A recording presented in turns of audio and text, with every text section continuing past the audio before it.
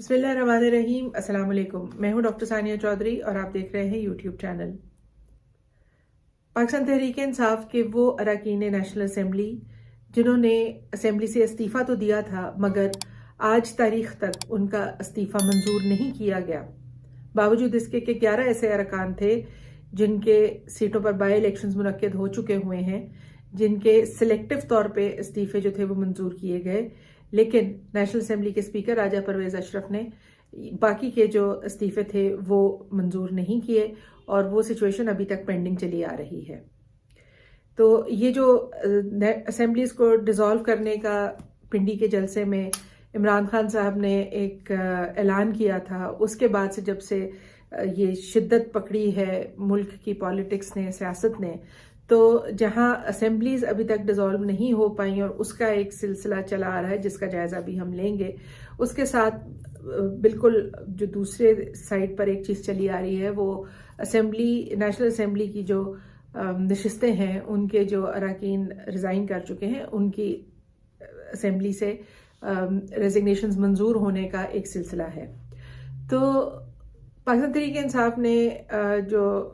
جناب اسپیکر تھے ان کے اس خواہش کے اظہار پہ کہ جس طرح سے وہ استعفے دیے گئے ہیں وہ اس طرح سے منظور نہیں کریں گے، تو پہلے یہ کہا گیا کہ جی یہ ہاتھ کے لکھے ہوئے استعفے ہوں، ہینڈ ریٹن استعفے ہوں۔ تو پاکستان تحریک انصاف نے کہا جی ٹھیک ہے، شاہ محمود قریشی صاحب نے ایک خط لکھا اسپیکر اسمبلی کو، نیشنل اسمبلی کو، اور کہا کہ جی ٹھیک ہے، ہم 28 دسمبر کو آ کر آپ کے پاس تمام اراکین جو ہیں یہ استعفے آپ کے سامنے پیش کر دیتے ہیں۔ تو اس پر انہوں نے پھر سے ایک اعتراض کیا اور کہا کہ نہیں، یہ ایک تو ہاتھ کے لکھے ہوں اور پھر دوسرا یہ کہ میں ایک ایک کر کے ہر اراکین جو اسمبلی کا رکن ہے اس سے علیحدگی میں ملاقات بھی کروں گا۔ تو ٹھیک ہے، اگر آپ اپنے آفس میں، اپنے چیمبر میں 2-3-4 گھنٹے بیٹھیں تو یہ بھی بڑے آرام سے ہو سکتا ہے، لیکن اس کے بعد پھر انہوں نے فی الوقت جو ان کی مصروفیات تھیں وہ کچھ اس طرح سے ہوئیں کہ وہ گڑی خدا بخش چلے گئے، کیونکہ 27 دسمبر بے نظیر بھٹو کی وفات کا دن بھی ہے، جس دن ان کا قتل ہوا، ان کو شہید کیا گیا۔ تو وہ گڑی خدا بخش چلے گئے اور وہاں سے آگے وہ آسٹریلیا جا رہے ہیں، تو فی الوقت ان کی واپسی نہیں ہے۔ دوسرا انہوں نے ایک اور بات کا بھی ذکر یہاں پہ ہوا، یہ بھی سننے میں آ رہا ہے کہ انہوں نے کہا ہے کہ جی میرے پاس 6 اور 10 جون سے پہلے یہ استعفے جو ہیں اس کے سلسلے میں مزید کارروائی کرنے کی جو ٹائم سلاٹ ہے یا گنجائش ہے وہ اس سے پہلے کی نہیں ہے، جس کا مطلب تو یہ ہوا کہ اگر یہ حکومت اس وقت تک موجود ہے اور الیکشنز کا کوئی اناؤنسمنٹ ایز سچ نہیں ہوئی ہے تو اس پوائنٹ ان ٹائم پر جو بجٹ سیشنز ہیں وہ چل رہے ہوں گے، تو یہ ایک طرح سے نہ کرنے والی بات ہی تھی۔ تو آج کا دن 28 دسمبر، تو اس طرح سے ایک اور مائل سٹون یا ایک ٹائم لائن جو اس میں چلنی تھی وہ فارغ ہو کر دی گئی ہے۔ اب اس کے بعد جو دوسری چیز جس کے اوپر بہت زیادہ اس وقت شور و غل مچا ہوا ہے وہ ہے اسمبلیز کی ڈسولوشن۔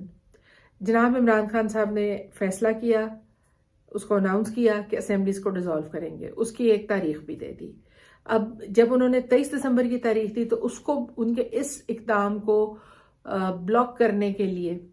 اس کو کاؤنٹر کرنے کے لیے جو چال چلی گئی پی ڈی ایم کی طرف سے، اس سیاسی شطرنج کی جو بساط بچھی ہوئی ہے اس میں، تو اس کے اندر گورنر جو تھے ان کی طرف سے ایک ووٹ آف کانفیڈنس لینے کے لیے کہا گیا چیف منسٹر پرویز الہی کو۔ اب ایک طرف تو پی ڈی ایم نے یہ سامنے ایک چیز رکھی اور ساتھ ہی انہوں نے ایک فائل کر دیا نو کانفیڈنس کا ووٹ لینے جو تھا، اس کے لیے بھی موو کر دیا ساتھ ہی چیف منسٹر پرویز الہی کے خلاف۔ تو یعنی کہ وہ اگر ایک چیز جو ہے جو کہ ووٹ آف کانفیڈنس لینا، تو نمبرز پورے کرنے تھے چیف منسٹر پرویز الہی نے، لیکن ووٹ آف کانفیڈنس جو تھا جو کہ اس کے بعد ہونا تھا اس میں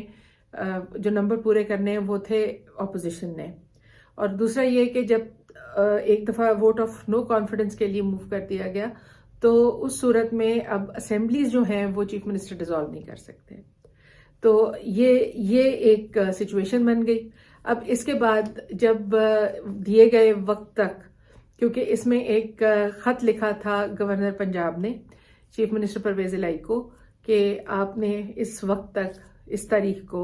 ووٹ آف کانفیڈنس لے لینا ہے. جب انہوں نے نہیں لیا تو اس دن پورے ایک سیاسی آپ سمجھیں کہ ایک مسئلہ، ایک رسا کشی چل رہی تھی کہ ان کو ڈی نوٹیفائی کرنے کا ایک جو لیٹر ہے، ایک حکم نامہ وہ جاری کیا جا رہا ہے گورنر کی طرف سے. 24 گھنٹے گزر گئے لیکن وہ نوٹیفیکیشن جو ہے وہ جاری نہیں ہوا. اور اس عرصے میں جو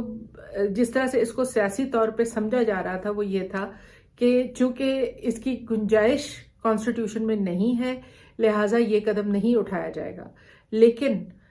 ایگزیکٹلی کوئی 30-36 گھنٹوں کے بعد یہ نوٹیفیکیشن جو ہے یہ لے لیے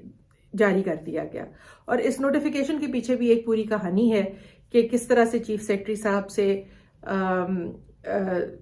ایک طرح سے ان کو زبردستی سے کہہ لیجئے یا ان سے دستخط کروائے گئے ہیں اس نوٹیفیکیشن پہ کہ چیف منسٹر جو پرویز الہی ہیں ان کو ڈی نوٹیفائی کر دیا ہے اور وہ اب صرف اگلے چیف منسٹر کے الیکشن تک کنٹینیو کریں گے. یہ معاملہ چلا گیا کورٹ میں. ایک طرف تو یہ نوٹیفیکیشن ہو گیا کینسل اور دوسری طرف لاہور ہائی کورٹ نے 11 جنوری کی ایک تاریخ دی ہے جب تک کہ انہوں نے ووٹ آف کانفیڈنس لینے کے لیے کہا ہے جناب چیف منسٹر پرویز الہی صاحب کو. پاکستان تحریک انصاف نے 2 جنوری کو اپنا پارلیمانی پارٹی کا اجلاس بلایا ہے جس سے عمران خان صاحب خطاب کریں گے اور اس میں وہ نمبر پورے کیے جائیں گے. اور نمبرز پورے کرنے کے لیے ایک اسٹریٹجی ترتیب دی گئی ہے اور وہ یوں ہے کہ ضلعوں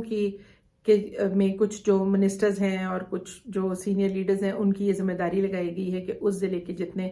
اراکین اسمبلی ہیں ان کی تعداد کو پورا کریں وہ، اور اگر ان کے پاس یہ تعداد مکمل ہو جاتی ہے تو وہ اپنے بندے جو ہے لے کے پورے چلے جائیں گے نیشنل اسمبلی میں. نمبر چاہیے ہیں 186 اور 186 187 تک ایکسپیکٹ کیا جا رہا ہے کہ وہ اپنے کور کر لیں گے. اور یہ اس طرح سے یہ ووٹ آف کانفیڈنس جو ہے 2 جنوری کو جا کے کلیئر ہو جائے گی کہ اس کا کیا بن رہا ہے. اب اس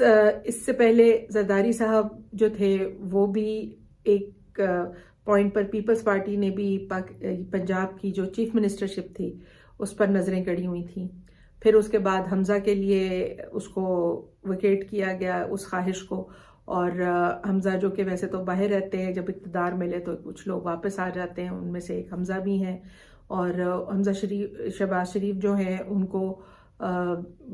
بلایا جا رہا ہے واپس کہ اب جیسے ہی آپ کے لیے چیف منسٹرشپ کی گراؤنڈ بن جائے گی اور تیاری مکمل ہو جائے گی تو آپ آئیں اور چیف منسٹر بن جائیں. تو ایک طرف تو اس پوائنٹ آف ویو کے ساتھ چیزیں جو ہیں وہ آگے لے کے چلی جا رہی ہیں.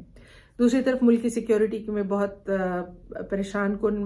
چیزیں جو ہیں وہ دیکھنے میں آ رہی ہیں. اسلام آباد میں ایک خودکش بمبار جو تھا وہ اسلام آباد میں داخل ہوا اور وہ اس کی گاڑی میں ہی اس کا مواد جو تھا وہ پھٹ گیا اور اس میں کچھ لوگ زخمی بھی ہوئے ہیں. 8-9 لوگ تقریباً اس گروہ کے مزید پکڑے جا چکے ہیں اور ابھی فی الوقت جو ہیں